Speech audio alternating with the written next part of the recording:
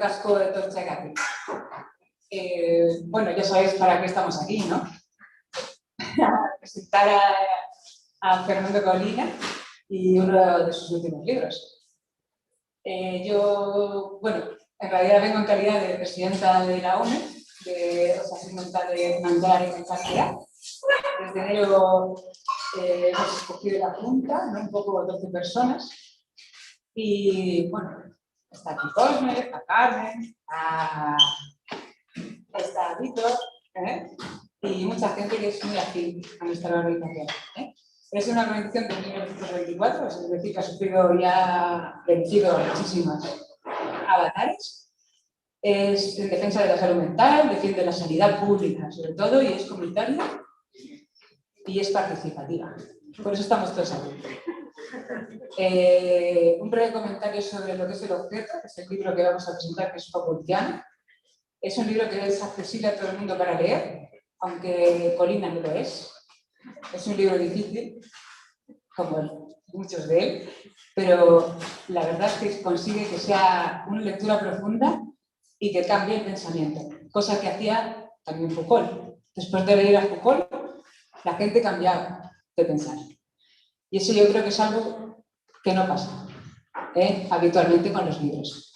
Entonces, Foucaultiano es un libro que creo que a día de hoy está muy actualizado, con un pensamiento muy profundo, ¿no? Y aparte de subjetividad, la sexualidad y locura, los ejes que llevan el libro hacia adelante.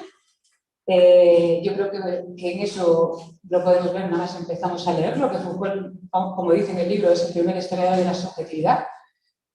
Y es el que tuvo que pensar como premisa primera de pensamiento para hacer toda su obra lo que es lo más profundo del ser humano, que es la locura. Nosotros los psiquiatras trabajamos con eso y la mayoría, supongo que los que están en la sala también trabajan con eso. O si no, por lo menos están muy cerca de ello, ¿no? Entonces, gracias también a la librería, a Luis Michel, a Eneco y a Cristina por estar aquí a proporcionar no solo el objeto, sino su presencia y la organización del evento. Gracias al sujeto, que es Colina. Colina como profesor y como guía en nuestra profesión. No solo agradecemos que venga desde Valladolid a presentar su libro, sino agradecemos que es un pensamiento crítico, que es un pensamiento que difiere, que es algo valiente y luego, sobre todo, que es muy disponible. O sea, siempre está dispuesto a la docencia, a la creación y a cualquiera que se le acerque, ¿no? Desde el nivel que se le acerque. Eso no es fácil, y yo creo que hay que valorarlo. También es un hombre que ha trabajado siempre con la AEN, que es la Asociación Española de la cual nosotros somos la delegación, y ha tenido un tiempo que era el colaborador de la colección de historia, producía y editaba las obras clásicas nuestras de psiquiatría del siglo XIX, siglo XVIII, que eran algo muy difícil de conseguir, si no fuera por este tipo de personas que se dedicaron a ello, ¿no? Y un breve comentario final sobre el lugar. Gracias a Lica Ateneo, gracias a Iñaki, gracias a Julia por la hospitalidad. Le doy la palabra a Leire, que es una nueva socia, y presentará a Colina. Bueno, buenas tardes a todos. Soy Leire García, psiquiatra, y tengo el honor de presentar a Fernando Colina, que es docente, ensayista, investigador y psiquiatra emérito del Hospital Universitario Río Ortega de Valladolid, donde ha sido jefe de servicio de psiquiatría. Anteriormente dirigió el Hospital Psiquiátrico Dr. Villaciain de la misma ciudad, hasta el cierre de la institución como resultado de la reforma psiquiátrica. Se trataba del hospital psiquiátrico más antiguo de Europa, que databa de 1409.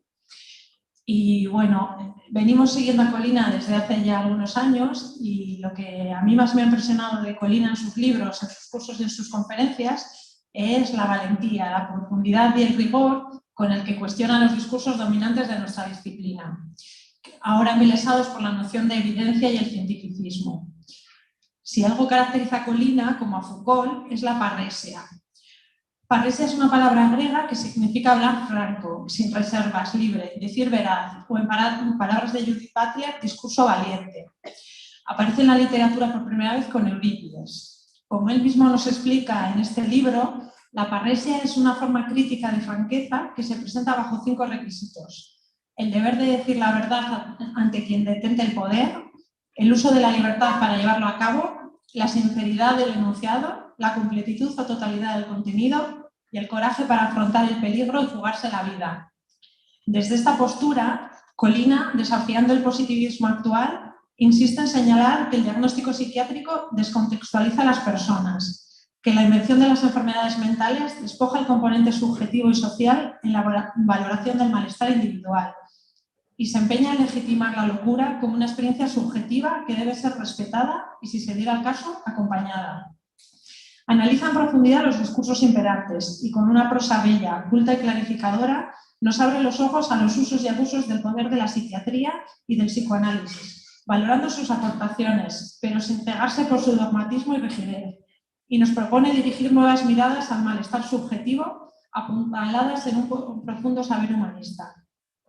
En esta línea colabora con el colectivo La Revolución Delirante, asociación de jóvenes profesionales de la salud mental, a los que alienta y acompaña en el cuestionamiento del poder de la psiquiatría y anima a dejar de lado el tratamiento de las enfermedades mentales para dar paso al trato con el loco, apoyándose en un saber psicopatológico clásico, riguroso e independiente de la industria farmacéutica y de sus intereses comerciales, pero sin perder de vista que en lo referente al sufrimiento psíquico, los modelos son herramientas, no verdades, y que es la teoría la que debe adaptarse al paciente y no al revés.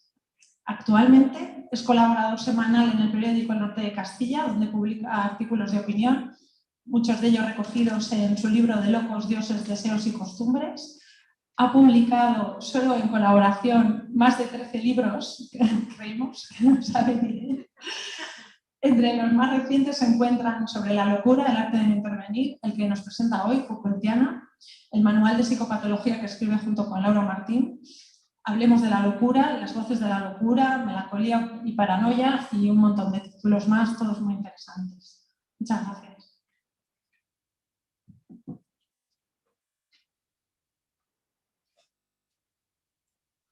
Buenas tardes, muchas gracias a vosotros y a vosotras que habéis invitado y habéis traído hasta aquí. Bueno, es la ocasión de presentar este libro y comunicaros un poco, o exponer un poco, ya no su contenido, porque a lo mejor no, naturalmente no da tiempo para hacerlo, pero sí a lo mejor sus dificultades o el contexto un poco en el que está escrito, que está un poco creado o organizado, ¿no?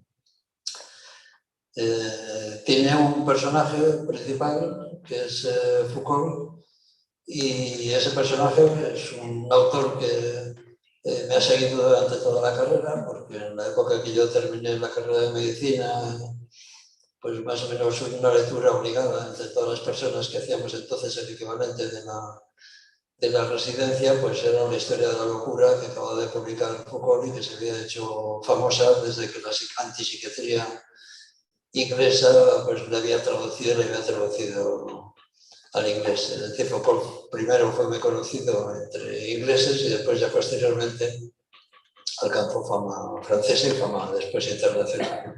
Bueno, era un libro de lectura obligada en aquella época tan contestataria, tan crítica y tan antipsiquiátrica en cierto modo, la época de los manicomios y del comienzo de la reforma psiquiátrica. Y entonces fue el primer contacto que tuve con él. La primera presentación que yo la vi precisamente fue de un psiquiatra de aquí, Alberto Lassa, que lo presentó allí bueno, nos formamos juntos en la Facultad de Medicina de Valladolid y lo presentó allí por primera vez. La primera sorpresa que tuve fue cuando escuché un poco a Alberto contar la historia o el contenido de estos textos sacados de un pequeño resumen que había traducido al castellano. Bueno, ¿qué es lo que sucede con este autor que me ha acompañado y que después me ha acompañado durante mucho tiempo? Uno, que es su gran profundidad. Otro, que pasa por ser uno de los mayores intelectuales de la Francia de la segunda mitad del siglo pasado, en una época en que precisamente se ha llamado muchas veces como que hay una segunda ilustración en el campo francés, porque allí están simultáneamente presentes Lévi-Strauss, está Barthes, está Lacan, naturalmente, está Foucault mismo, está Derrida, está Althusser, en fin, de repente hay media docena o más de personajes que incluso actualmente gran parte de los movimientos críticos, de muchos movimientos políticos, se siguen nutriendo de ellos, de la obra de estos autores, ¿no? Deleuze, que me recomiendo, pues en fin, hay continuamente cualquier texto que se coge en la actualidad, parece como que hay una especie de vuelta a estos intelectuales, a este pensamiento francés precisamente, en el cual Foucault era uno de los principales protagonistas.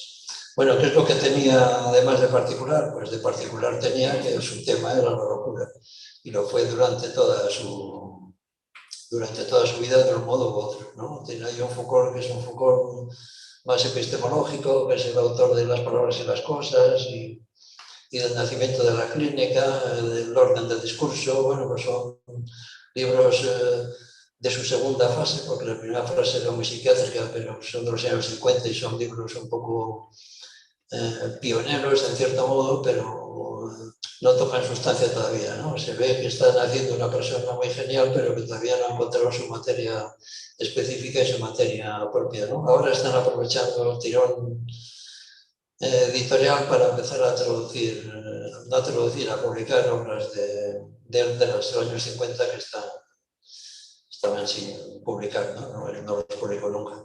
Ahora acaba de salir una sobre Bieswanger y el análisis existencial precisamente, ¿no? Bueno, todavía no es el Foucault que conocemos.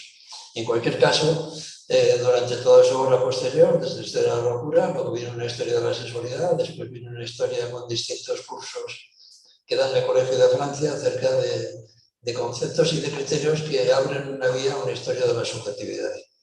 La subjetividad, la locura, el crimen, la violencia, la sexualidad son los grandes temas de Foucault. Todos ellos, en cierto modo, pues inciden directa o indirectamente en nuestra especialidad, en nuestro trabajo, en nuestro campo de estudio.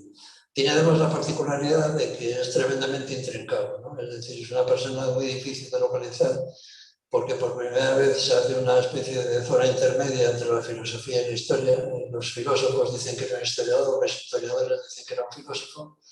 A eso le unimos una vocación de transformación continua, de tener que generar conocimientos nuevos, distintos, y ubicarse en distintas formas de conocimiento, y a esto también se le une su vida personal, ¿no? Muy compleja y muy difícil, muy rompedora, muy, en cierto modo, marginal y provocadora, ¿no?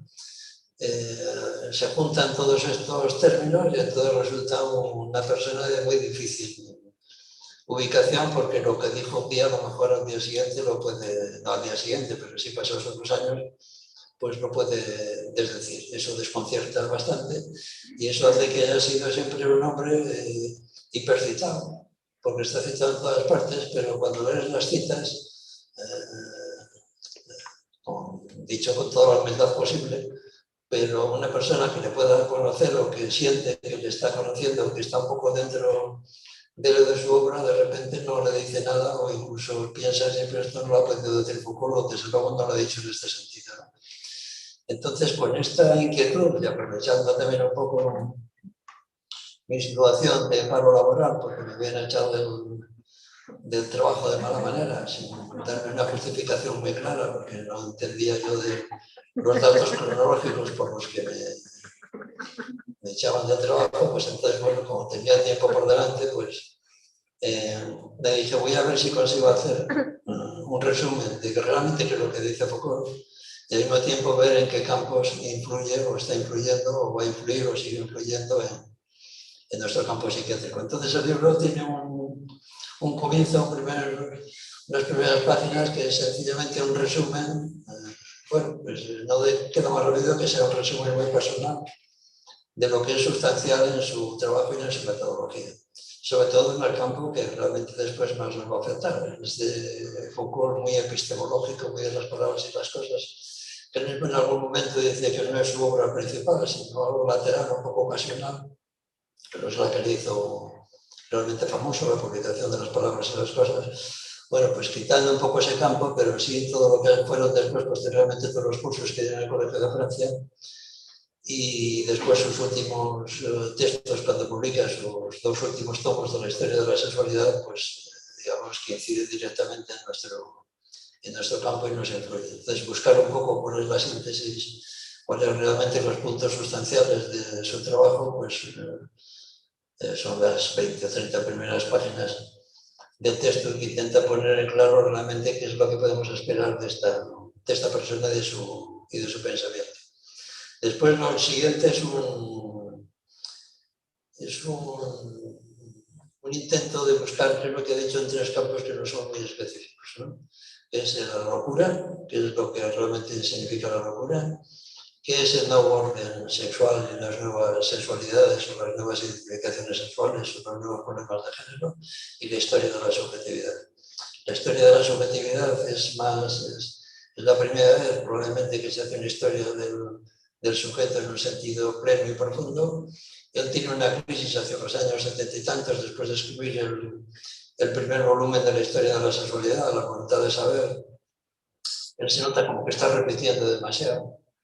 Entonces decide detenerse en su publicación de libros, digamos, de gran formato, y sencillamente escribe artículos y sigue con sus cursos y sus conferencias, pero hay un silencio de 7 o 8 años que solo rompe ya al final de su vida, cuando ya siente que corre prisa por publicar los últimos libros, los 2 últimos tomos de la historia de la sexualidad. El cuarto se resiste a publicarlo, que lo han publicado el año pasado, lo que quedaba de los textos corregidos, pero solo se admite la publicación de otros 2 siguientes, ¿no? El cuidado de sí y el uso de los placeres.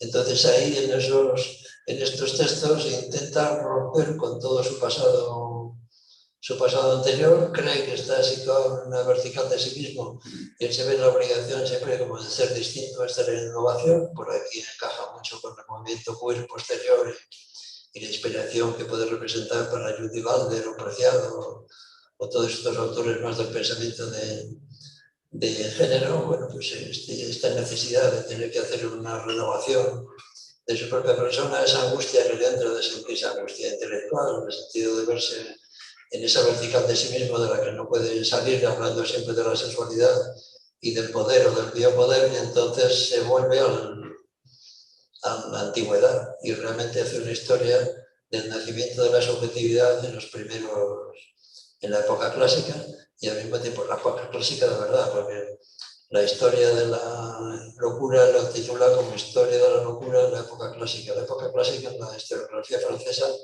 es la que va desde que muere Descartes en 1650 hasta la Revolución Francesa en 1789. O sea que su historia de la locura es la historia de la locura en esa franja prepsiquiátrica.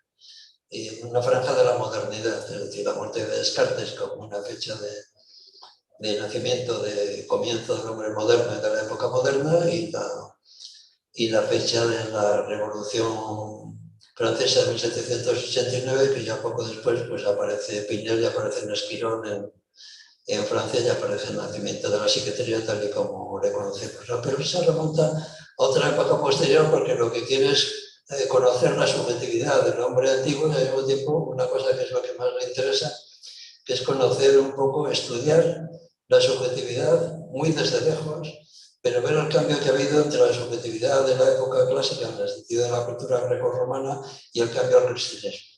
Es decir, ¿cómo surge el cristianismo? Es decir, una obra, un trabajo que va muy paralelo a este otro que ahora se publica recientemente, de este autor inglés Peter Brown, que escribió una historia sobre San Agustín. Es un hombre que está vivo. El otro día venía una entrevista con él en El País, con motivo de que habían reeditado una de sus obras. Esta historia de San Agustín, Foucault siempre decía que era el libro que más veces había leído en su vida, y que probablemente se lo sabía de memoria, decía, un poco exagerado, ¿no?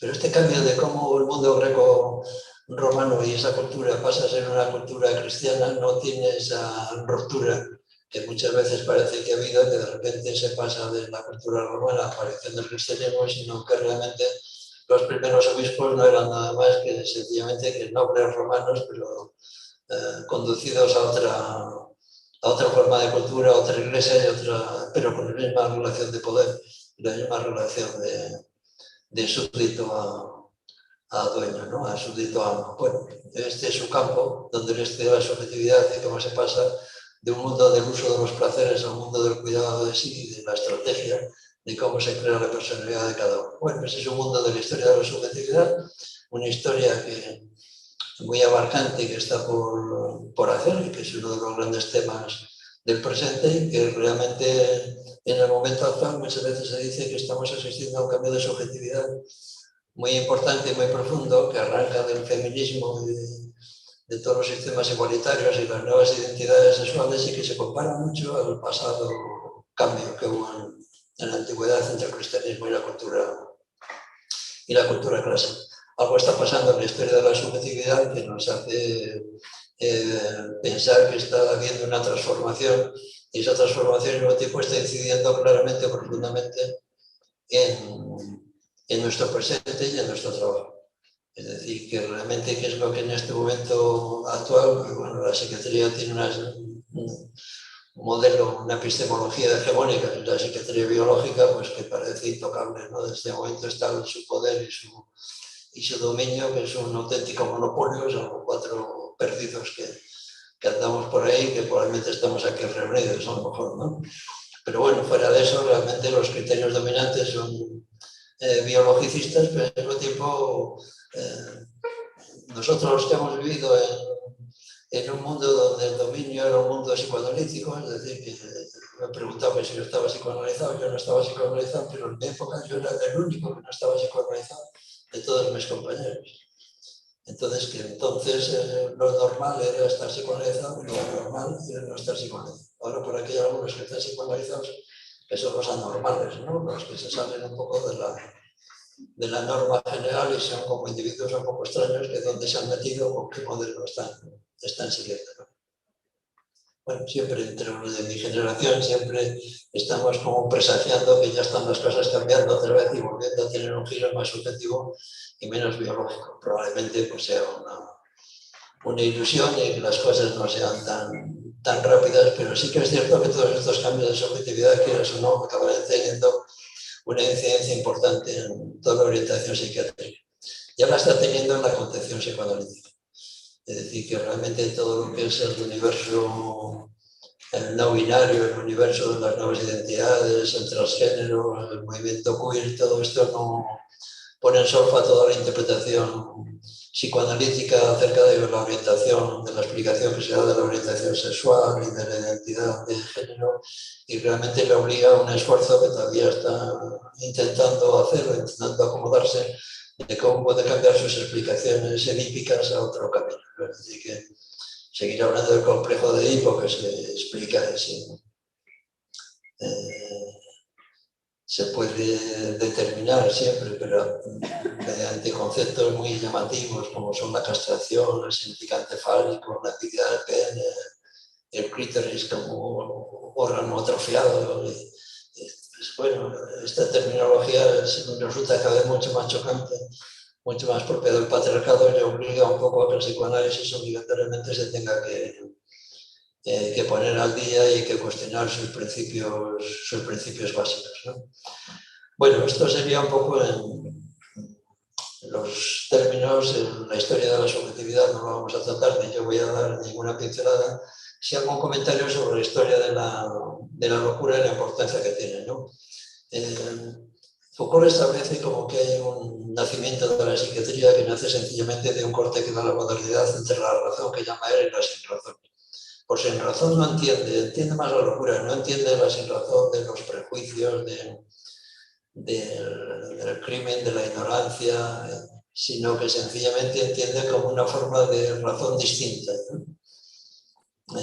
Que no tiene un carácter negativo en sí, ¿no? Y que la modernidad sencillamente hizo un corte entre la razón y la sinrazón, y entonces apareció el hospital que llamaban en Francia, ¿no? Es decir, el encierro general, hubo un encierro general de toda la marginación francesa. Eso nacimiento de lo que llamaban hospital, que no es un hospital, era más un asilo que un hospital, ¿no? Pero bueno, al término, entonces era así, ¿no? Entonces, esto que sucede en este momento de corte se siguió con otro segundo corte de la parte de la sinrazón. Es decir, primero se apartó de la razón, la sinrazón y se la internó. Y después, posteriormente, la psiquiatría nace precisamente de hacer un corte segundo en ese corte inicial, ¿no? Este corte, el hospital se creó en 1656, ¿no? De repente empezó a ingresarse en hospitales a miles de personas que las retiraban de una vida disipada, si se quiere, y al mismo tiempo de una vida marginal o una vida de pobreza. Bueno, pues Pinel lo que hace es, de toda esa sinrazón, elige la parte que estaban locos, los que entiende que son locos dentro de la sinrazón. Entonces separa lo que van a ser después, posteriormente, los enfermos, los separa de ese otro mundo y crea el asilo. El asilo, en el término francés, es un asilo ya más hospitalario, y el hospital de entonces pues sería más el asilo nuestro de ahora, ¿no?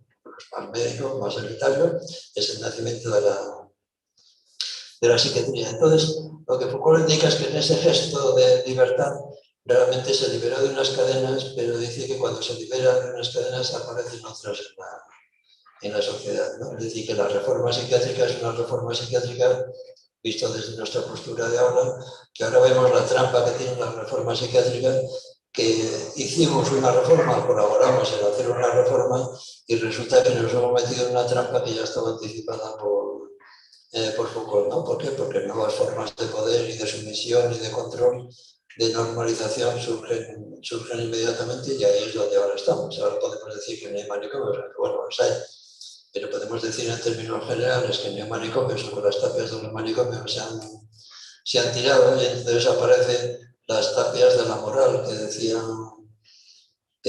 Foucault, pero sobre todo lo que él entiende que son las trampas del diagnóstico. Es decir, que ahora el encierro es un encierro nosológico, es un encierro terminológico, es un encierro en el lenguaje y en los conceptos. Es decir, que la psiquiatría, pues nada más que ver la psiquiatría actual, es una psiquiatría cargada de diagnóstico hasta extremos exacerbados, ¿no? Es decir, las nuevas clasificaciones, la multiplicación de diagnósticos, la obligatoriedad del sistema de hacer un diagnóstico y que no puedas cerrar una historia si no has diagnosticado, la necesidad del diagnóstico para solicitar cualquier tipo de ayuda o de auxilio, aunque sea en la escuela. Es decir, el diagnóstico se ha convertido en algo universal, y el diagnóstico es algo del cual el psiquiatra se guarda la llave maestra y la guarda última dentro de una jerarquía que se establece siempre. Se dice el psiquiatra ha perdido su pericia terapéutica, ya no sabe tratar, pero mantiene y conserva y defiende su pericia diagnóstica. Es el que sabe diagnosticar. Entonces, en ese, digamos que sin su sello diagnóstico, tu vida como loco pues está al azar. No tiene ayuda, no tiene apoyos, no tiene un tratamiento debido, no tiene el acompañamiento debido, como uno lo quiera llamar a esta faceta nuestra. Bueno, pues eso claramente se ve que es así, es una especie de adelanto que hace Foucault y que engarza perfectamente con la ideología de la enfermedad que actualmente está presente, y que digamos que su mayor exponente o su mayor, si queréis, representante en nuestra actualidad, pues sigue siendo Basaglia, ¿no? Es decir, Basaglia hay un momento en que dice que el diagnóstico no le importa y que es secundario, y que lo que le importa es qué necesita esa persona, qué necesita el loco. Dime qué necesidades tiene, porque el diagnóstico es secundario. No tiene tanta importancia como pueda parecer. Es decir, yo abordo a la persona a través de la solicitud que tiene de sus necesidades y lo que entiendo, lo que me pide, que le pueda ayudar, pero no de otro modo, ¿no? Es decir, esto abre el campo a una psiquiatría como es la de la antipsiquiatría, en la única parte que se mantuvo, que es la italiana, y que ahora está en crisis, por cierto. Recientemente piden auxilio porque les están cerrando, les están ahogando poco a poco el sistema que tenían montado en Trieste, en Galicia, en toda esa zona de Venecia, y les están cambiando un poco obligándoles a través de traslados de gente, de selección de nuevos jefes, de sistema de ayudas restringido, pues les están volviendo a ahogar, como puede ser en el resto de Italia, como puede ser en el resto de Europa. Pero ahí quedaba como una especie de ejemplo que era el ejemplo que había ahora de cómo se pueden hacer las cosas de una manera determinada, ¿no? Distinta. Que ya estaba en las antipsiquiatras de la psiquiatría crítica del siglo XIX, es decir, que la antipsiquiatría no es una antipsiquiatría que ha surgido de la nada, sino que ha habido una psiquiatría crítica desde Pinel. O sea, había una psiquiatría oficial y luego siempre había un movimiento crítico, ¿no? Entonces se manejaban mucho los inspectores del siglo XIX acerca de que nadie entendía que en Inglaterra, en Guild, estaban haciendo unas experiencias de psiquiatría comunitaria que funcionaban muy bien y que los locos estaban en los pueblos con familias y de allí no pasaban las agitaciones que pasaban en Francia, ¿no? Nadie hacía caso y todo el mundo seguía pendiente del hospital, ¿no?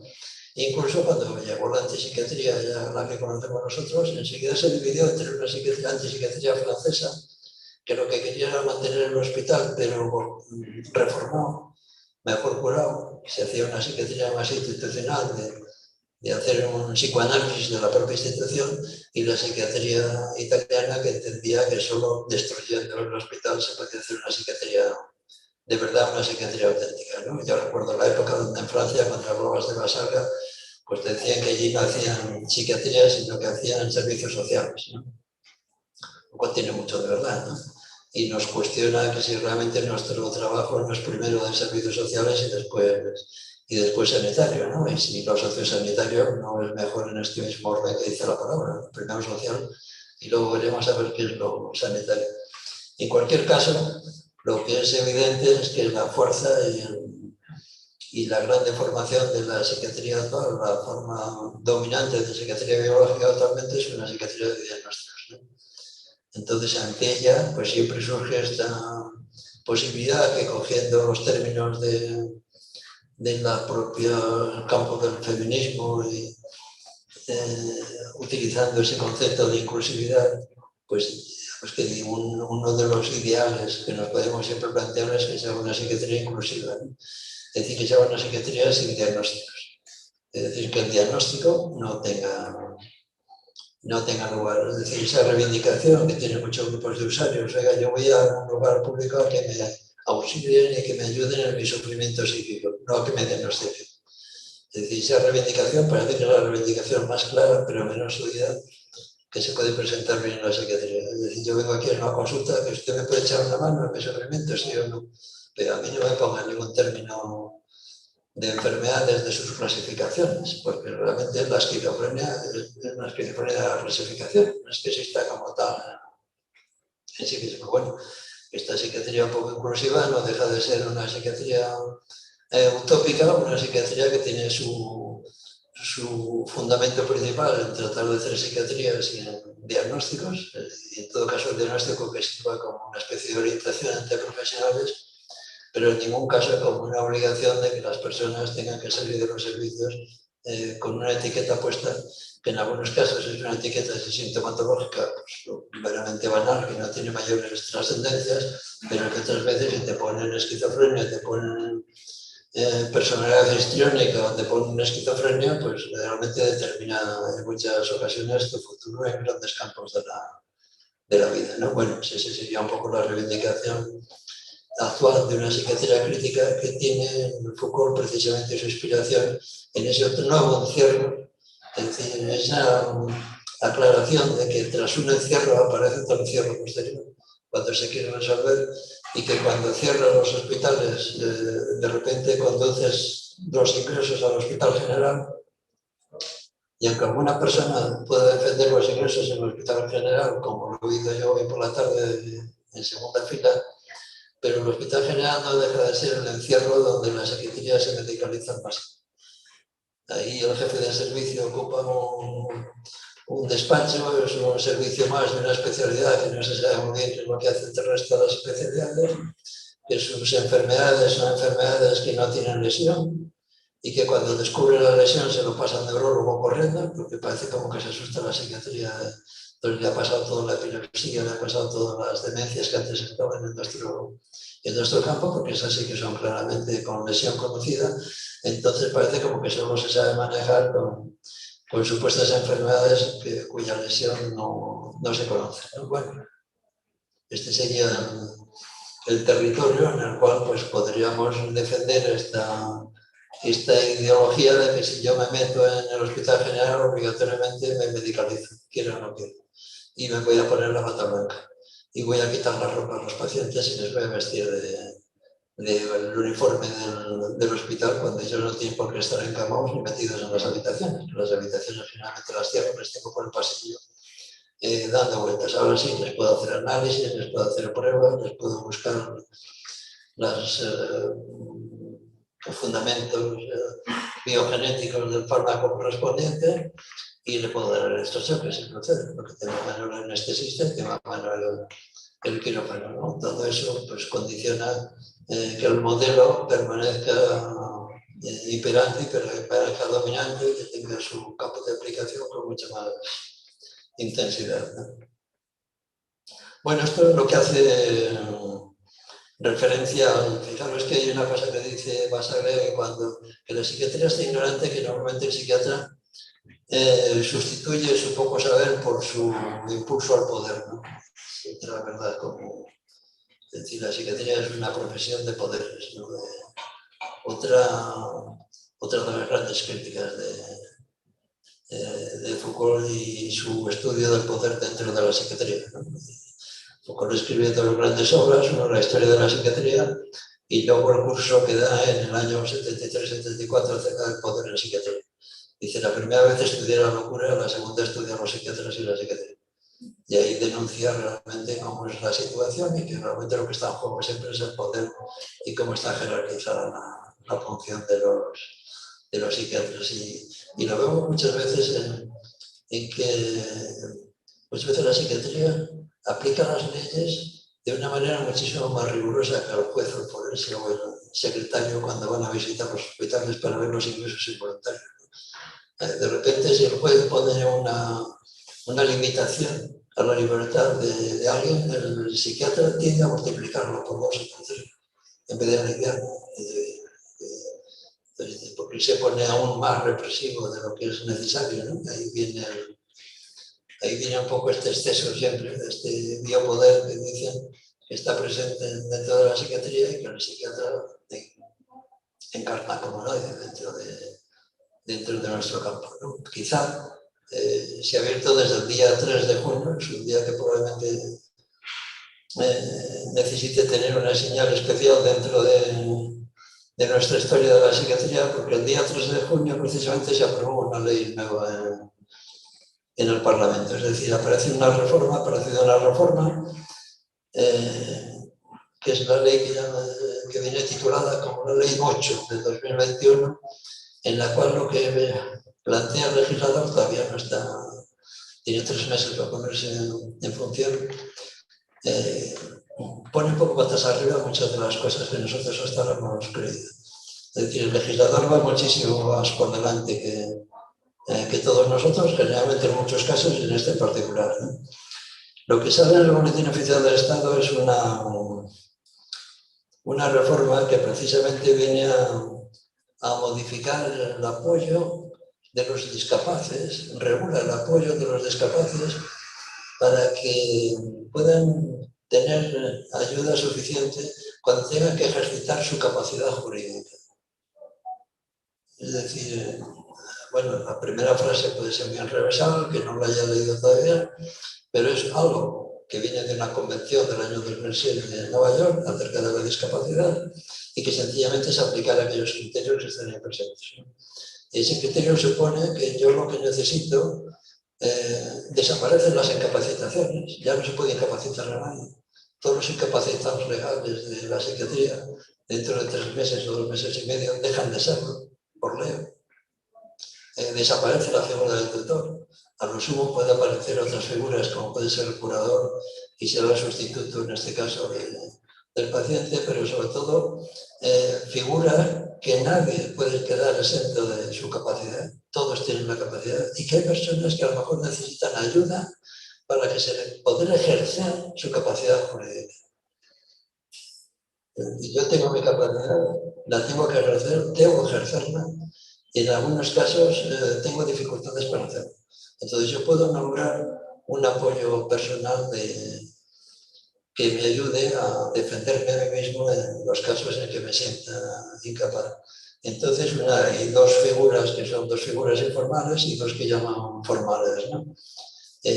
Las informales son las que más nos pueden interesar. Bueno, una es conocida, que es el curador de hecho, es decir, que si una persona está internada en alguna institución, mientras no esté incapacitada, y ahora no va a estar incapacitada nunca, y figure ahí, digamos que el jefe, el director, quien dirige aquello, ejerce la función de curador, no de curador, de figura en la cual sencillamente lo que va a hacer es apoyar y ayudar a la persona, pero no le puede representar en nada.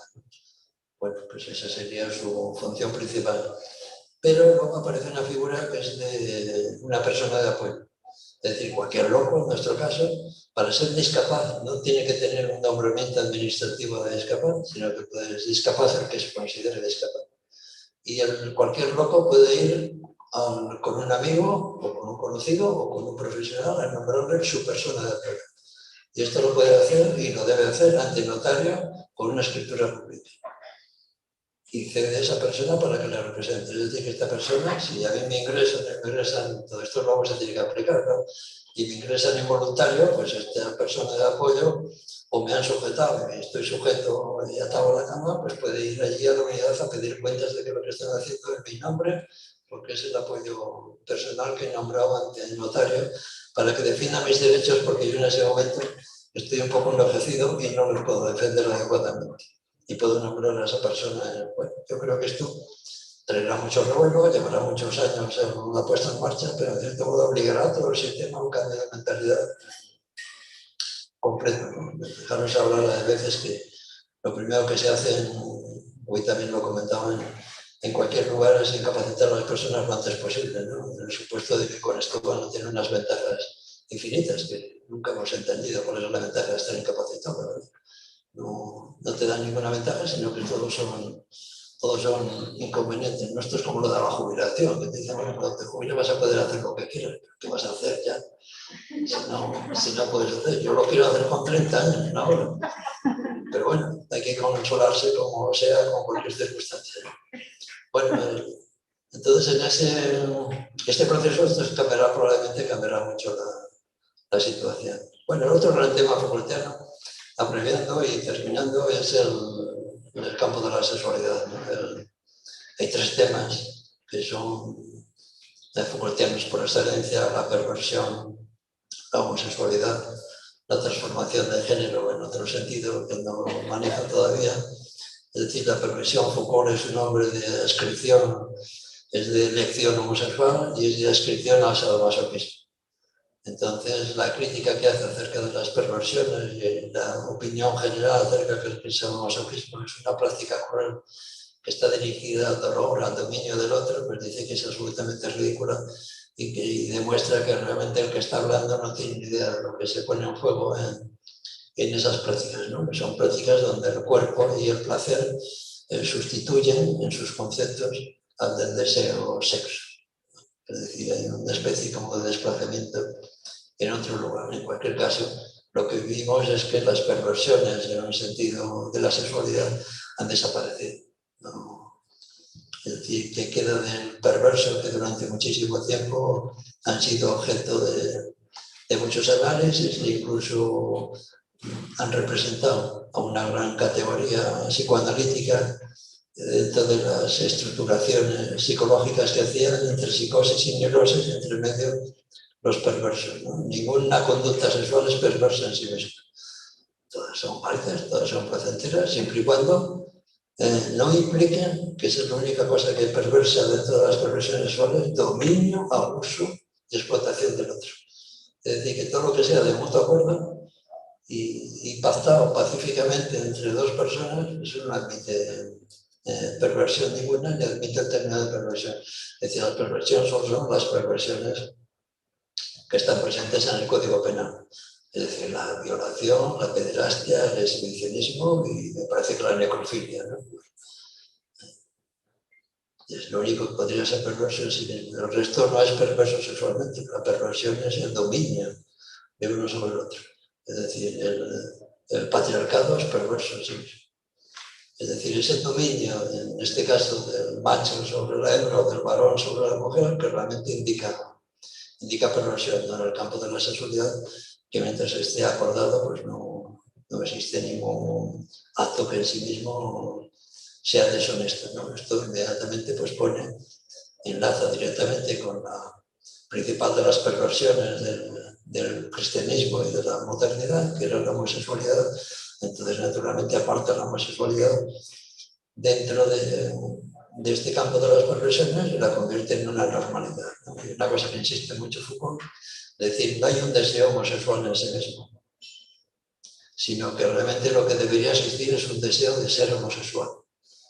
Dice, porque probablemente ganaría mucho la civilización, ¿no? Este cambio un poco provocador, un poco fácil, pero realmente indica la profundidad con que él puede sentir que realmente no, lo que se está transformando es una transformación muy de fondo, muy profunda, ¿no? Es decir, ya queda malsonante la idea de que el homosexual es una persona que presenta una patología que el propio psicoanálisis puede reconocer muchas veces como patológica y que muchas veces tacha como de narcisismo, porque se quiere a sí mismo y no admite la diferencia sexual en el otro, o tacha a sí mismo lo tacha como una patología anal o paranoica, ¿no?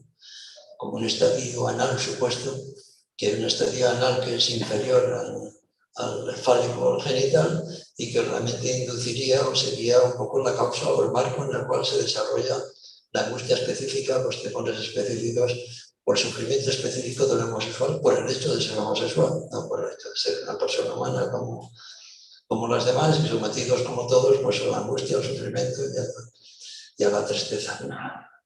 Bueno, ese sería el hincapié que se hace sobre eso, y que la paranoia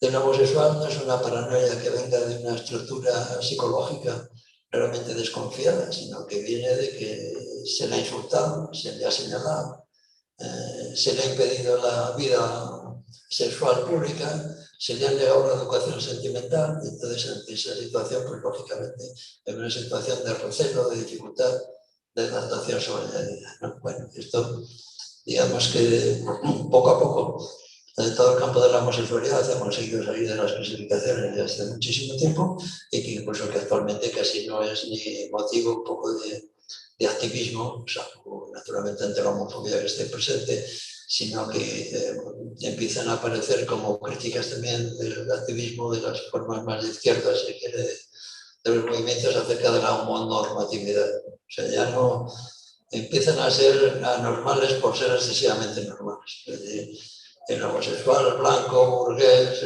casado y bien adaptado y cisgénero, pues empieza a ser una persona tan normal, digamos, y tan rechazable desde el punto de vista de los movimientos críticos como lo puede ser el heterosexual clásico. En cambio, toda esa crítica se ha desplazado y se desplaza al territorio de lo transexual, donde todavía estamos viviendo como un movimiento presente de la gran controversia, ¿no? De hecho, hasta la ley está pendiente de publicación y de qué camino está, ¿no? Es decir, ahora el transexual sigue siendo, ha dejado de ser un enfermo y ya se le saca de las clasificaciones, pero todo esto con mucho coste y con mucha dificultad. Todavía no ha dado el paso necesario y definitivo un poco para que como el homosexual pues tenga una vida, digamos, adaptada y como transexual, una transnormalidad. Pues todavía estamos, parece ser, como relativamente lejos en nuestra adaptación, en nuestra aceptación cultural para la existencia y la admisión amplia con estas personas. Bien, es cierto que al marcar como una elección propia, y si no elección como un señalamiento propio de cómo se siente uno, pues aparecen, como esto se puede hacer en una edad mucho más inferior, pues aparecen criterios que comprometen mucho más, digamos, a cierta normalidad y al mismo tiempo a las familias, ¿no? Es decir, a qué edad un transexual se puede inscribir en el código civil en un sexo que anatómicamente parece que no le corresponde, y qué decisión tiene la familia en ese momento, ¿no? Bueno, realmente todo esto nos compete, y con esto termino, porque realmente este es un campo que tenemos que entender, pero realmente es un campo que al mismo tiempo ha sufrido tanto el daño causado por la psiquiatría y la psicología, que todas las interpretaciones dominantes son sociogénicas. Es decir, que en la psiquiatría la interpretación dominante es la biogénica, y en el campo de estas sexualidades disidentes la interpretación es sobre todo sociogénica a través del concepto de performatividad, ¿no? Y donde los aspectos psicológicos son como siempre negativos para ellos, ¿no? Es decir, se abusa un tanto del interpretacionismo que entonces hay un rechazo permanente. Aún así, nosotros como clínicos, nuestra obligación es tratar de entender dos cosas. Uno, ¿cómo se hace uno homosexual, heterosexual o bisexual? ¿Cómo se hace uno cisgénero, transgénero o no binario? ¿Y qué camino tenemos? ¿Cómo se juega en la familia y en el deseo y en la construcción de la identidad esas identidades? Si es que son caminos distintos o son caminos semejantes, y al mismo tiempo, ¿qué tropiezos psicológicos específicos presenta cada uno de ellos?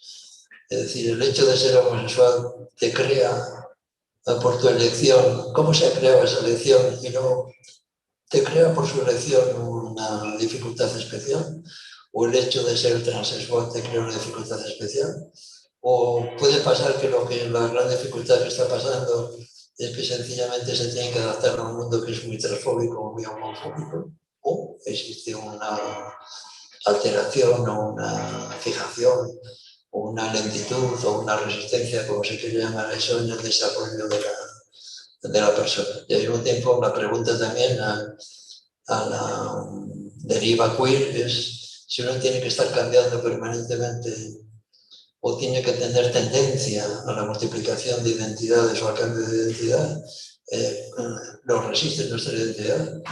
¿Hasta qué límite? ¿Realmente cuánto podemos cambiar? ¿No? Se cambia solo el contenido, pero no se cambia el marco de la identidad. Bueno, todo eso son preguntas para las cuales la psiquiatría acerca de cómo se construye la identidad solo sabe dar a través de la vía psicoanalítica una interpretación de las identificaciones que uno va teniendo a lo largo de la vida, y que el resultado unas veces es una identidad que está como resquebrajada o fragmentada y decimos que es un psicótico. Si está como agujereada decimos que es un límite, y si está bien cerrada decimos que es un neurótico.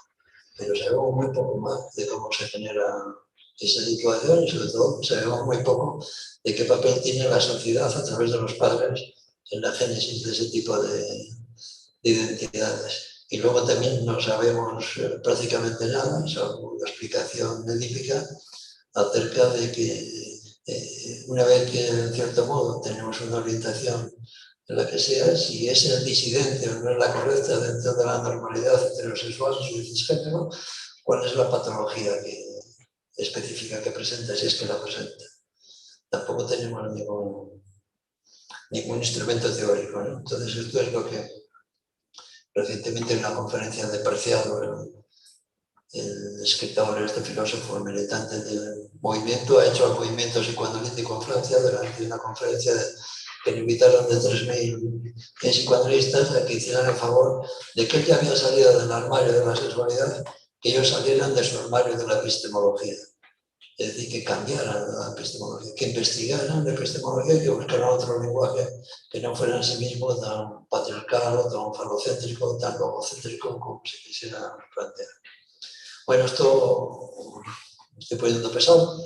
Esto sería un poco el planteamiento de lo que se puede malamente leer en el libro de esa unión o esa enlace que puede haber entre la obra de Foucault y estos grandes temas nuestros. Es decir, qué pasa con el poder y la psiquiatría, qué pasa con la sexualidad y sus nuevas variantes y sus formas disidentes, y qué pasa en el futuro, sobre todo y más filosófico y más histórico, con la historia de la subjetividad. Pues Esto lleva preguntas incluidas o comentarios.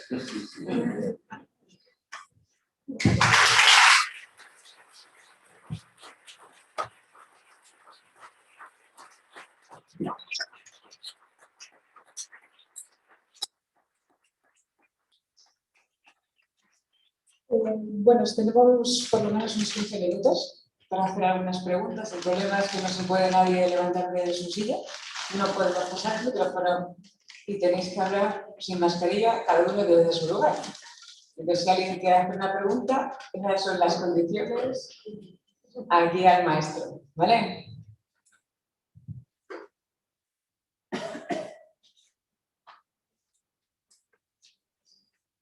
Bueno, muchas gracias por la presentación.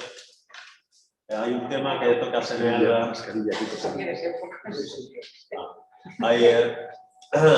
Hay un tema, ¿no?, que abordas en el libro, ¿no? Pero bueno, es más, también ahora has hecho mención, ¿no?, a la posibilidad de pensar una psiquiatría sin diagnóstico, ¿no? Entonces, si podías un poco, quizás hablarnos un poco más sobre, porque es un tema muy complejo, ¿no? Cómo pensar una psiquiatría, no sé si comunitaria o sin diagnóstico, pero no sin clínica, ¿no? O cómo pensar si quizás todavía pueden ser útiles las clasificaciones psicosis, neurosis, o cómo lo piensas. Nosotros siempre hemos defendido, delante de la gente que estaba en formación, yo que he ido a los antiguos miles de Valladolid, encanto de personas, por cierto,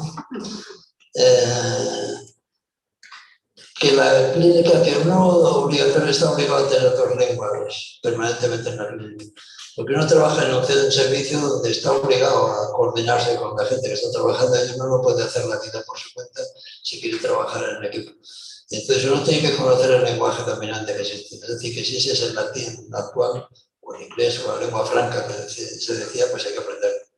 Es decir, lo primero que hay que aprender es un DSM-3, un DSM-4, saber hablar con los compañeros, saber ir a urgencias y poder hablar con el resto de sanitarios. E incluso hacer un diagnóstico. Por favor, cuando hagas un diagnóstico, haz el más sencillo de todo, siempre con síntomas. No pongas categorías que puedan resultar estigmatizadoras. Otra cosa es que en algún momento lo tengas que hacer porque te lo exigen, porque el paciente lo quiere o porque lo necesita para presentarse ante un tribunal o en alguna comisión calificadora de algún tipo, ¿no? Entonces no puedes ir por libre haciendo una psiquiatría distinta, pero haciendo flaco favor al paciente que tienes delante. Pero fuera de eso, también decimos, y eso es lo que quería contestar, es que la clínica empieza después del diagnóstico. Nosotros decimos allí con un término que dice, bueno, ya sabes lo que tienes, ahora dime lo que le pasa. Es decir, te olvidas del diagnóstico, vamos a hablar de la persona. Entonces, si nos ponemos a hablar de la persona, yo necesito tener un modelo para hablar de la persona. Es decir, si yo tengo que conocer a la persona y creo que me merece la pena conocer a la persona para tratar de ayudarla, obligatoriamente tengo que poner un modelo, porque en psiquiatría no se puede estar de un loco delante sin un modelo. Porque sin un modelo estás perdida. Porque te va a acosar el loco, la locura acaba acosando y no sabe responder y te vas a ver en ciertas circunstancias que no entiendes y ante el desentendimiento y la perplejidad vas a hacer cosas raras. Y las cosas raras que hacemos siempre son violentas, siempre. Siempre es una violencia ante el paciente. No sé lo que tiene, pero le voy a derivar o no sé dónde. No responde al tratamiento. Pues le voy a poner más o le voy a hacer, no responde al tratamiento, no responde a mi tratamiento. No digas que no responde al tratamiento. Entonces ahí es donde empieza la clínica, en el intento de comprender a la persona. Entonces cuando uno quiere entender a la persona, obligatoriamente clasifica. Porque no es, ya lo dijo Aristóteles, no se puede conocer sin clasificar. Entonces tú tienes que clasificar y elegir una clasificación que tenga lo menos nosología posible. Y que no sea nosológica en sí mismo, pero no pasa nada por calificar a las personas, pues esta persona me parece más psicótica, siempre y cuando no cierres tampoco las categorías nunca. La categoría que tienes que hacer una discontinuidad y una separación, no es lo mismo tú que la persona que está detrás. Tú pareces hombre, la otra parece mujer. Ya echas una división, es que estamos haciendo divisiones continuas. Entonces yo tengo que buscar la discontinuidad, lo que no tenéis de común, ¿no? Pero una vez que he dicho esto, inmediatamente tengo que aplicar inmediatamente el modelo de la continuidad entre tú y la persona que está detrás de ti. Hay una comunidad y una identidad, es que sois las dos personas jurídicas.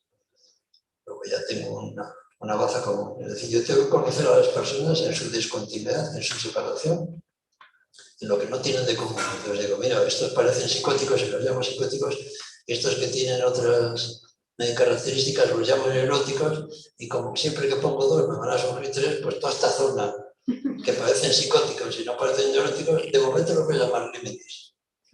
Inmediatamente que he dicho esto y ya he colocado a una persona, viene la continuidad.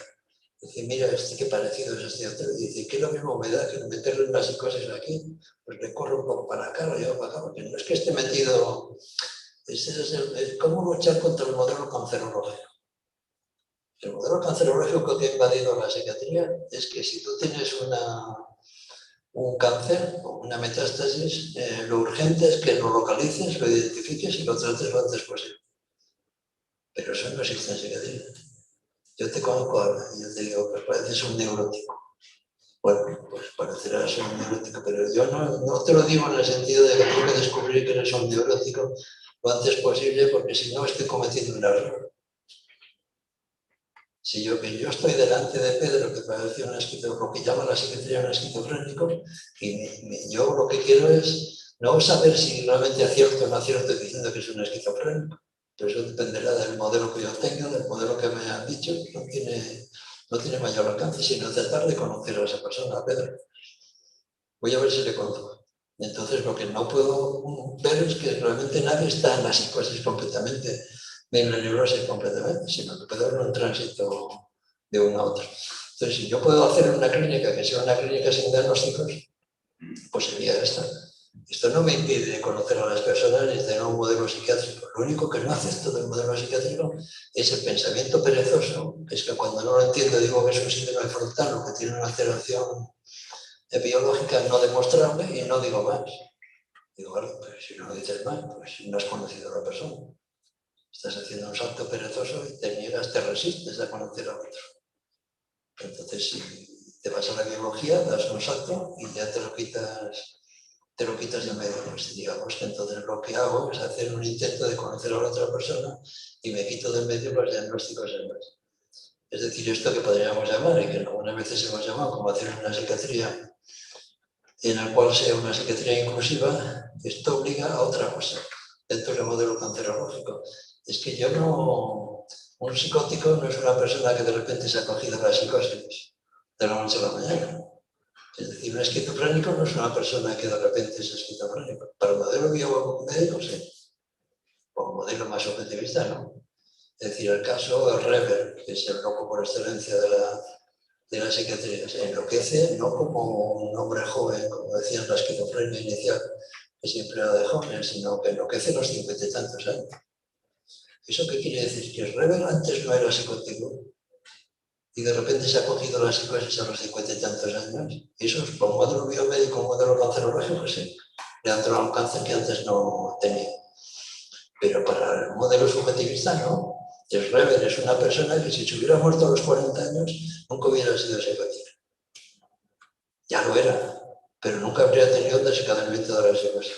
Entonces la locura es una situación que psicóticos, desde ese modelo, la calle está llena de psicóticos, que afortunadamente no se desencadenó nunca la psicosis y que no han venido a nuestras consultas, porque no las necesitamos, las han arreglado de otra manera. Por eso siempre decimos, vamos a ver, cuando aparece un psicótico nuevo, lo importante una vez que ya se ha pasado la crisis o lo que sea, que ya se ha tranquilizado, entonces cuando puedes empezar a conocerle más de cerca, lo que te tienes que preguntar no es decir, tiene esta enfermedad y tiene que ponerse un tratamiento precoz, le voy a incapacitar y le pongo un tratamiento neurológico para prevenir una nueva crisis. Sino, mi obligación es retirar la medicación, mi obligación. Es decir, que tendría que haber en todos los departamentos, igual que le puede haber delante del tratamiento, tiene que haber un tratamiento, y ya lo empieza a ver en algunos sitios, de que te ayuden a desembarazarte de toda esa medicación y de dar marcha atrás de esa hipermedicación que tienes. Y la otra, que es más clínica, es cómo se las ha arreglado hasta ahora para no tener crisis. porque a ver cómo se las ha arreglado, porque de esos mecanismos que has tenido que llamamos de suplencias para no tener crisis, yo tengo que aprender a ver si le puedo un poco ayudar a ir hacia esa zona. Porque así pasa ¿a dónde? A una situación donde no necesita nada de la psiquiatría. Es una situación donde él puede hacer su vida. Y si necesita un apoyo, que le pida a través de la ley que vaya al notario. Y si necesita una ayuda psicológica, que venga otro día a preguntarme. ¿Me puedes echar una mano? Que vuelvo a tener ansiedad. O que vuelvo a estar como delirando. O me cuenta un delirio. Y yo tengo que intentar hacerle una mano, aunque en el fondo no lo reconozca, pero que al mismo tiempo por algo venido, ¿no? Y si no, si le han traído forzado, pues bueno, el abordaje es distinto, pero digamos que la finalidad es la misma. ¿Cómo le puedo yo devolver a esta persona a la sociedad para que vuelva sin medicación, si es posible, y sin ayuda psiquiátrica o psicológica, si es posible? A que sea uno más de los miles de personas que tienen una configuración subjetiva psicótica y que no se han desencadenado nunca las cosas. Es decir, que al revés se desencadena porque parece ser lo que se sabe de él, porque le nombran presidente del tribunal y no soporta esa situación. Bueno, pues entonces ya sabemos que lo que no te soporta vamos a ayudarte tratando de reducir tu aspiración, no metiéndote en un manicomio, poniéndote en medicación. ¿Qué pasa ahora con las unidades de primeras crisis? Pues la mayoría, que son tremendamente biomédicas, en que todo lo que hay en psiquiatría se convierte en una red donde capta la gente.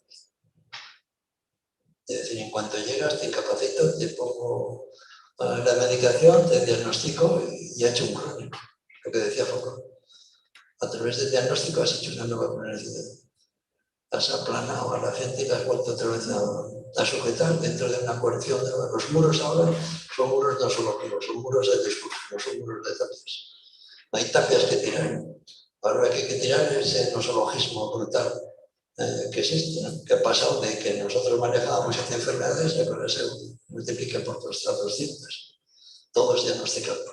Todo puede colocarse con una connotación de enfermedad, ¿no? Entonces, por ahí habría una vía auténticamente clínica en el sentido de que fuera inclusiva, es decir, que el loco pase otra vez a la sociedad. Ese sería el tratamiento comunitario. El tratamiento comunitario no es ir a la comunidad a aplicar el mismo modelo biológico que estás aplicando en el hospital. Yo voy a tu casa y en tu casa te pongo la mediación, te diagnostico, tengo el mismo modelo. No, es el modelo de tratar que el paciente tenga sus recursos en la propia comunidad y que esos sean los prioritarios. Es decir, en cierto modo, el camino de Trieste de Basalia. Es decir, no te pregunto qué es lo que tienes, sino qué necesitas: lavadora, piso, casa, ¿qué te ha pasado? ¿Quieres quedarte aquí a dormir unos días? A dormir, no a ingresar. ¿Quieres venir mañana por aquí? Y estás aquí con nosotros. Es decir, el centro de salud está abierto las 24 horas. Y no hay ingresos, hay estancias. Invitación a quedarte a descansar o fuera de tu ambiente si lo necesitas. Y nadie te va a diagnosticar, sino que sencillamente te va a atender o te va a tratar de auxiliar. No deja de ser algo utópico. Algo que es muy utópico también, dado el carácter tremendamente rígido que tenemos en la actualidad. Pero que si le quitas ese carácter, esto dicho así en otro ambiente, pues es que es lo que resulta lo más normal. Gracias. Me venía a la cabeza cuando en tu exposición anterior, hay un diagnóstico al que estamos asistiendo en Vizcaya recientemente, que es el etiquetaje de los excluidos sociales, ¿no? Entonces, esto antes no se daba, pero ahora ya están pasando la valoración de la exclusión social. Teníamos otro tipo de valoraciones, ¿no? Bueno, te quería preguntar por qué también en este recorrido que hacías de estas discontinuidades con Foucault, hablando de cómo extraía de la razón la sinrazón, ¿no? Luego de la sinrazón la locura, enfermedad, ahora también de no sé cómo pensarlo, este giro también de el diagnóstico del excluido social. Pero es curioso. Y ahora esto es reciente aquí en Vizcaya, lleva un año. Pues, lógicamente el sistema está en movimiento continuo. Es decir, la reforma psiquiátrica no es una reforma que ya sucedió, sino que la única reforma posible es la reforma continua. Porque cualquier sistema que estableces, hay un tiempo estableces una forma de opresión y de sujeción de la persona. quieras o no quieras. O sea, te desplazas una sujeción que pueda ser más llamativa o más negativa por otra que, bueno, que parece provisionalmente más amable o más civilizada. Pronto se convertirá, el sistema inmediatamente la convertirá en... Entonces, si ha visto que esto funciona, pues a lo mejor si hay que hacer la exclusión, volvemos otra vez a la creación del hospital inicial. La modernidad, que no deja de ser el capitalismo, que no deja de ser otra cosa que la modernidad, pues también empezará a molestar la exclusión social. Entonces, ¿qué hace la diagnostica? La diagnostica, la categoriza y la excluye de la manera moderna que ahora, que es a lo mejor incluso buscarle una ayuda, siempre y cuando sea un objeto de consumo y que sea un consumista de algo, ¿no? Porque es que un loco de ahora consume dos ayudas sociales generalmente, por lo menos en Castilla y León, una por ingresar en un piso, estar en un piso asistido, y otra por ir a un taller. Entonces las empresas son empresas crecientes que crecen y que aumentan porque consiguen lo que quieren es tener la doble vinculación, que dicen allí en Castilla y León, es decir, la ayuda con 3.000 a lo mejor no tienen bastante, pero con 6.000 ya tienen beneficios. Y si esa persona gasta todos los meses 500 euros en medicamentos, ya es un consumidor. Entonces al consumidor en el sistema sí que lo afecta, pero siempre y cuando esté clasificado. Y a lo mejor con los excluidos pues pasan otra vez a ser clasificados y digamos que se inaugura el hospital con otra forma completamente distinta, pero todo se convierte en hospitalario. Por ahí apuntaba Foucault lo del biopoder. Ahora no te castigo yo tengo en ti tu vida, tu muerte presente, sino que yo te obligo a vivir. Y por eso el aborto, la eutanasia, aparecen como los temas conflictivos morales por excelencia. Porque lo que se prohíbe no es... Antes se castigaba el que alguien matara a otro. Y ahora lo que se prohíbe es que tú le niegues tu fuerza, estás en obligarle a vivir. No quiero que se eutanasia, pues que se fastidie. Que no puede ya ni hablar, pues que muera como un cristiano, cuando la muerte le llame. Que hay un aborto, un aborto en una clínica, pues vamos contra ello porque realmente eso es un crimen y el niño tiene derecho a vivir. Entonces ahí es donde se forma el poder, y el poder pues será también en este campo de consumo. Entonces no es extrañar por una parte que aparezcas. Parece como que es una lógica interna, incluso lo que da la impresión es de que pronto se va a extender. A lo mejor aquí sois un poco más ricos que donde vivimos nosotros, un país más rico. Y entonces a lo mejor nos llega a nosotros un poco más tarde, pero si empieza por aquí, pues luego llegará por otros sitios. Porque sí, por ahí habrá beneficio para alguien. Sí, porque es la misma lógica, porque en definitiva también es la idea de que para poder ser atendido, ¿no?, por los servicios que tratan a los excluidos sociales, ahora ya tienes que tener la etiqueta de excluidos de lo mismo. Sí, por eso hay tanto afán. Para llegar a lo social, entonces bueno, hay algo... La fuerza lo ves en los... Entonces lo ves en el hospital. La fuerza generalmente la jerarquía, el psiquiatra se la guarda para él. Y el resto va como abajo. Pero todo el mundo que está abajo también quiere hacer su diagnóstico. Entonces aparece el diagnóstico de psicología, la enfermería quiere hacer su historia y su diagnóstico de la enfermería. Y entonces ahora te mandan un informe donde hay un diagnóstico médico con otro diagnóstico de enfermería. Pero todos agarrados al sitio de poder, que es lo que ahora... Es decir, no es un saber, es un término, es una palabra. Foucault.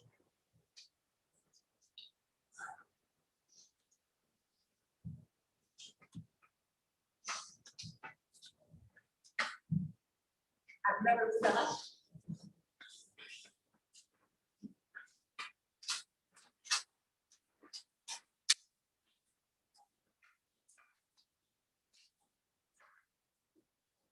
Una pregunta.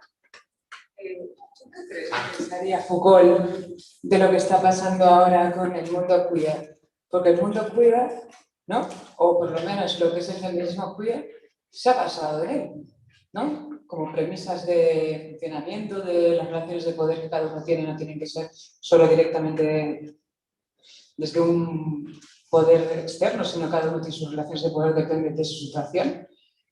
¿Tú qué hipótesis te haces de lo que pensaría Foucault, tú que has leído tanto a este señor? Él podría ver, yo creo que estaría muy en su línea, ¿no? En su época, en su momento, nunca distinguía bien entre homosexualidad y transexualidad, ¿no? Y entre género y elección.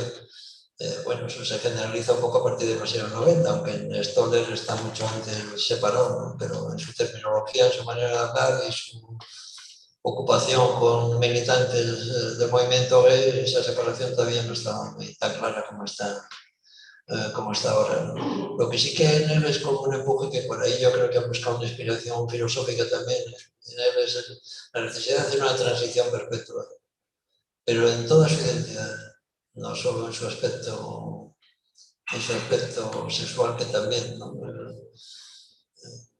Es decir, él descubre, cuando se coge el SIDA, lo descubre en California, en los clubs de California, donde encuentra una libertad que no había encontrado en Europa, ¿no? Y al mismo tiempo esa experiencia nueva con cuerpos, dice, con cuerpos sin nombre incluso, es una experiencia para él muy poderosa.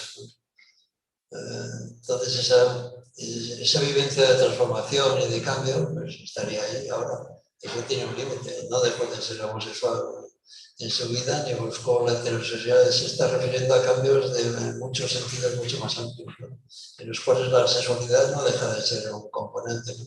Hay una cosa muy Foucaultiana que es que la sexualidad deja de ser un sismógrafo, dice él, cogiendo un término de Peter Brown, precisamente deja de ser el sismógrafo de la subjetividad. Es el poder el que es el sismógrafo de la sexualidad. Es decir, en el momento que el poder del hombre y la mujer están mucho más aproximados y la alfombra de todo esto no es nada más que el feminismo, o sea, que es lo que está por debajo de todos los cambios. En el momento que el hombre y la mujer ya no son parecidos, la diferencia sexual empieza a ser muy indiferente. Es decir, el hecho de que yo sea homosexual o heterosexual empieza a ser una especie de cosas que esto que dicen también de que llegará un momento, va a llegar un momento de Foucault que va a ser completamente normal, que te pregunten, ¿cómo estás? ¿De dónde eres? ¿Homosexual o heterosexual? Por orientarme, no porque quiera nada más, pero por saber con quién estoy tratando, ¿no? Pero que será completamente indiferente en sí. Entonces esa indiferencia es la que hace que la diferencia sexual haya perdido su fuerza diferenciadora. Y eso hace que la homosexualidad pues, aparezca como una elección completamente normal, porque en una sociedad no patriarcal esa diferencia no tiene esa consistencia porque ha perdido su fuerza de poder. Al perder su fuerza se ha convertido en indiferente. Da igual que sea rubio o que sea moreno. No es eso lo que me interesa a la persona. Ahora, lo que está todavía sin ningún asomo de aproximación, salvo una aproximación ahí edípica ante el temor de que te castres y te quedes sin tu órgano viril, es porque aparece cierta repugnancia al sexo que tú no eliges en tu orientación, ¿no? Salvo en los casos de bisexualidad. Es decir, ¿por qué hay esta epistemología del asco? ¿No? ¿Por qué de repente que me toque un hombre si es con una intención sexual? ¿Qué haces? No me pongo fuera como, bueno, pues soy heterosexual, entonces, vale, pues, ¿y por qué me da asco? ¿Cómo se genera eso? Esa es la pregunta psicológica que está pendiente. No hay explicaciones, salvo decir que, bueno, tienes que identificar con el padre y la única explicación que hay es solo la cuenta del varón, porque el psicoanálisis, el complejo de Edipo, no tiene ni idea de la explicación de lo que es lo que pasa en la mujer, nada más que para decirla que ya está castrada antes de antemano, ¿no? Entonces, no tiene otra explicación. Entonces, ese aspecto psicológico, que no me remita exclusivamente al aspecto biológico, de que, bueno, las especies parece ser que en general son heterosexuales y nosotros como especie pues no dejamos de ser heterosexuales, pero más allá de esta explicación, que bueno, puede ser muy poderosa, pero no deja de ser simple, yo tengo la obligación un poco de buscar también explicaciones psicológicas por dónde ha surgido eso, ¿no? Es decir, de momento solo hay un intento parecido, ¿no? Que toma en una cuestión de la performatividad, de la identidad, que decimos Una mujer no nace, sino que se hace, ¿no? Se hace y la hacen. Realmente los dispositivos sociales, ¿no?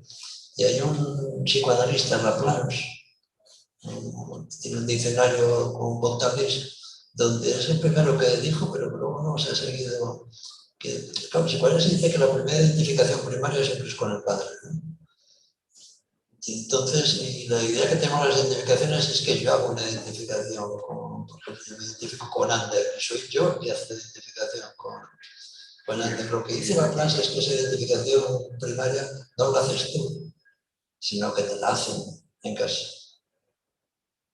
Entonces ahí, si eso se desarrolla, ahí sí que hay una performatividad que es lo que nos interesa, no una performatividad externa sociológica, que puede interesarle a Judith Butler y a todos los filósofos más del movimiento social y activista, ¿no? Sino que como psicólogos lo que nos interesa es ver cómo ese condicionante social entra en la familia y cómo de la familia de los padres entra en mí y qué capacidad de maniobra tengo ahí. Porque lo primero que le llamó la atención a Stoller cuando trató los transexuales, el primer estudio un poco sistemático de los transexuales, dice, me ha sorprendido la capacidad feminizadora que tienen las madres de estas personas. No lo desarrolla, porque no tiene instrumentos para desarrollarlo. Incluso dice, el psicoanálisis no entiende nada de esto. Si no cambiamos el sistema, no podemos entender lo que está pasando aquí. Entonces, esa identificación primaria nos la dan hecha. No soy, yo después elijo y me siento hombre o mujer, pero cómo me he construido ese sentimiento, cómo la performatividad ha actuado en tu propia subjetividad individual y singular, para que yo me sienta de repente hombre y acepte mi asimilación cisgénero y que al mismo tiempo me sienta heterosexual porque es lo que siento, pues no tengo ni idea. Pero claro, si no sé esto, fíjate la de cosas que no sé yo, de todo mi inconsciente, que dependen de la neurosis y de la locura de mis padres, ¿no? Es decir, ¿quién conoce un psicótico que tenga una infancia feliz? Y unos padres que podamos decir que son un ejemplo de normalidad y de equilibrio psicológico. Y bueno, ¿cómo se transmiten todas esas funciones, déficits o eyacciones o capacidades? Pues es lo que no tiene explicación. Lo que demuestra un poco la pobreza de nuestros conceptos y de nuestro lenguaje, ¿no? Y el imperio de la explicación menor y simple. Es decir, como empiezan los manuales del trastorno bipolar, ¿no? Empiezan como todo el mundo sabe, el trastorno bipolar es de origen genético. Y bueno, cuando uno lee como todo el mundo sabe, ya empieza a sospechar, ¿no? Entonces, como todo el mundo sabe, luego sabrá usted. Luego ya en el tercer capítulo ya pone, bueno, no está comprobado que genéticamente esté claro y ya empieza que es la epigenética, ¿no? Bueno, se me va a decir que es genético, pero más de otra índole, pero no cambia los modelos, ¿no? Es decir, cuando yo empecé a trabajar había un compañero que estaba estudiando la orina de los esquizofrénicos porque allí estaba el origen de la enfermedad. No ha variado la actitud, lo único que ha variado es el objeto de investigación, que ahora es mucho más refinado. Ahora están dando en Valladolid mucho una estimulación refleja, no sé cómo se llama, pues en Valladolid antiguo lo sabrán. Bueno, pues hay un aparato que es como transcranial, es como que, bueno, me recuerda un magnetismo inicial del siglo XIX, ponías unos imanes y la gente salía adelante puesta con los imanes. Pues, bueno, tiene la ventaja de que a lo mejor probablemente no hace nada, porque el resto no te atonta como el electrochoque, ¿no? Pues, consecuencias nunca se saben, ¿no?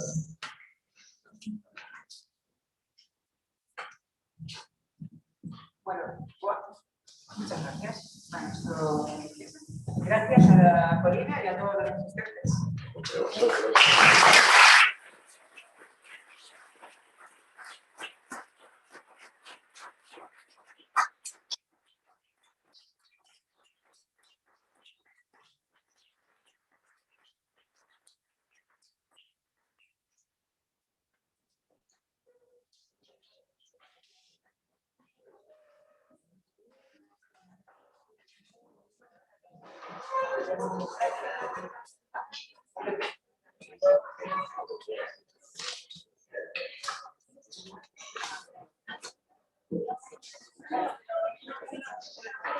su prioridad.